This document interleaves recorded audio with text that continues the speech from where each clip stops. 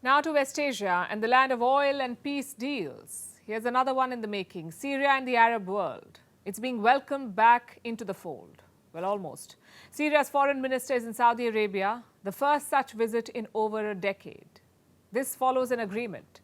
Riyadh and Damascus agreed to re-establish ties and reopen embassies. We told you about it recently. So what's Syria's minister doing in Jeddah right now? Two things. First, finding a diplomatic solution to the crisis in Syria. Consider this statement from Saudi Arabia. The two ministers will hold a session of talks on efforts to reach a political solution to the Syrian crisis that preserves the unity, security and stability of Syria. A civil war has been on in Syria for more than a decade. It seems Saudi Arabia is trying to help end it. That's reason number one for the visit. The second reason is this. Syria is gearing up for a meeting of regional leaders. It will be held tomorrow. The foreign ministers of Iraq, Jordan, Egypt and the Gulf Cooperation Council will meet. The Gulf Cooperation Council, or GCC, has 6 members: Saudi Arabia, the UAE, Bahrain, Oman, Qatar and Kuwait. They're meeting to discuss Syria's return to the Arab League. And what's the Arab League? It's a grouping of 22 nations. They're spread across West Asia and North Africa. It's an informal group. It was founded to promote Arab interests on the international stage. And Syria was part of this Arab League until the year 2011.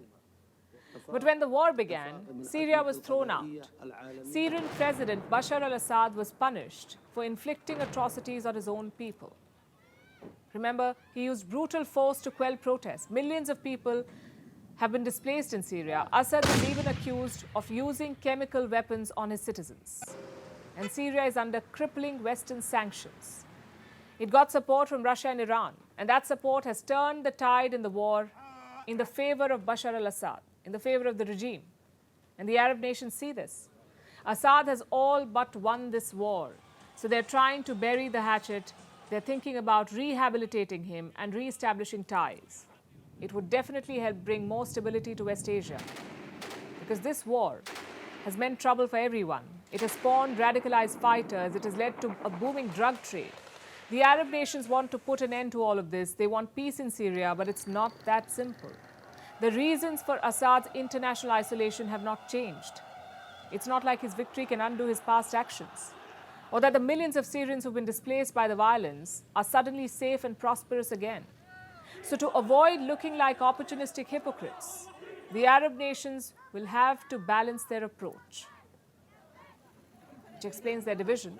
Not everyone is on board on Assad's rehabilitation. Reports say out of the 22 Arab League members, at least 5 are against Assad's return. Morocco, Kuwait, Qatar and Yemen, they don't want Syria back. Egypt too is resisting the move. And they all have their reasons. But let's look at Friday's list of invitees again. Egypt, Qatar and Kuwait will be there, so they're attending nonetheless. Yemen's government is widely seen as a Saudi proxy. And it's Riyadh that is leading the push for Assad's return.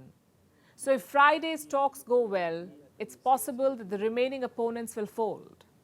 And if that happens, Syria would be welcomed back unanimously. And why is that important? After all, this is just an informal grouping. They don't really need a unanimous vote for Syria's return. But they needed to send a message. A united Arab bloc would be harder for the West to ignore. It could help reverse the Western sanctions on Syria. It's because the optics matter. And who knows this better than Saudi Arabia's Crown Prince Mohammed bin Salman? He's trying to unite the Arab world, to make it a global power center. He's trying to normalize ties with Iran, balancing relations with the US and Russia and China. Bringing Syria and Assad back into the global fold will be another achievement to his name. It will further burnish his credentials as a world leader.